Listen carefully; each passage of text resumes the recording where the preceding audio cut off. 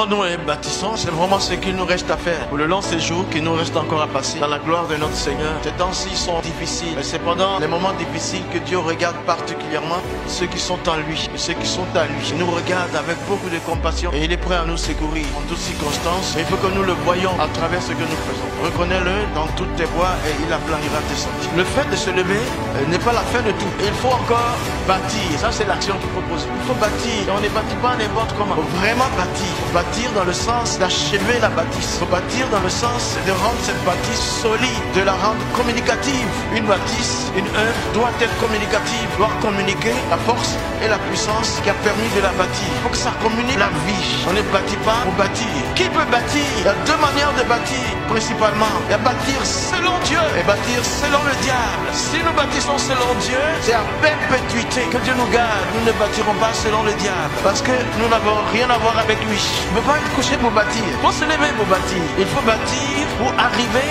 à vraiment bâtir. Tu bâtis avec Dieu. Tu bâtis par Dieu. Tu bâtis pour Dieu. Tu bâtis à ce que les autres sachent que c'est Dieu. Que Dieu est dans l'affaire. Que Dieu a conduit l'affaire. Ça, il faut bâtir pour bâtir. Il faut que tu sois un bâtisseur. On commence par bâtir en soi-même. Il faut être bâti toi-même. Il faut être un bâtisseur. Et pour être un bâtisseur, il faut que tu sois bâti depuis l'intérieur jusqu'à l'extérieur. C'est-à-dire, il faut que tu laisses la place au Saint-Esprit, comme lui-même il est crucifié pour le monde. C'est pas seulement que tu vas bâtir dans le matériel, mais tu bâtis des vies. Tu es le faiseur d'hommes et de femmes de la part de Dieu. La nouvelle naissance ne peut pas venir sans que quelqu'un ne communique une parole. Il faut être un bâtisseur pour bâtir.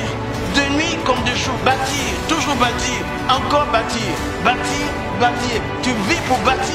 L'investissement de Dieu est premièrement pour l'homme, l'être humain. C'est pour ça qu'il est venu habiter en nous. Donc Dieu s'investit en nous. Le plus important, c'est ce qui est fait dans l'homme. C'est ce que Dieu fait avec l'homme. Le Seigneur a pris soin de nous bâtir ici et faire de nous des bâtisseurs.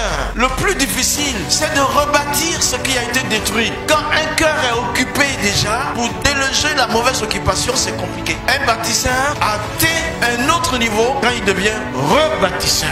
Le peuple est en train de recevoir la vision, mais Néhémie parle de rebâtir parce qu'il a la vision complète, un degré toujours plus haut. C'est pourquoi Jésus était élevé par rapport à ceux qui lui parlaient. Quand tu es un bâtisseur, quand tu atteins le point de rebâtir, tu t'élèves au-dessus de tout ça. Nombreux parmi vous subissent des pressions et des menaces, souvent des intimidations. Rien que la dispersion ne te laisse pas voir. Jésus n'a jamais été intimidé par qui que ce soit. Ils peuvent t'attaquer. Tu ne peux pas empêcher quelqu'un de ne pas t'aimer, mais tu sais en qui tu as cru, tu sais qui tu es, tu connais tes relations avec celui qui t'a affranchi, qui s'est révélé à toi. Hey, laisse-le faire. La moquerie n'est jamais agréable. Donc quand on plaisante entre nos frères et sœurs, sachant où on va arrêter de se moquer. Parce que très souvent, oh, depuis là que tu es marié là, où sont les enfants là, où sont mes petits-fils là? Mais depuis là, toi-même là, aïe, les cheveux blancs commencent à venir, tu n'es pas encore marié là. Qu'est-ce que tu es en train de dire? C'est toi son propriétaire. Tu connais le plan de Dieu pour cette personne. Tu sais pas qu'il y aura même plus que Samuel qui va sortir. Tais-toi si tu ne peux pas la bénir. C'est dommage qu'on trouve comme ça des gens dans le corps de Christ. Le but de la moquerie, c'est de te décourager. Et quand tu es découragé, qu'est-ce qui arrive après? Le désespoir. Quand le désespoir arrive, le désir de suicide. Tu n'as plus de foi. C'est pourquoi Jésus dit, je vous ai dit ces choses afin que vous ayez la paix en moi. Vous aurez des tribulations dans le monde, mais prenez courage. J'ai vaincu le monde.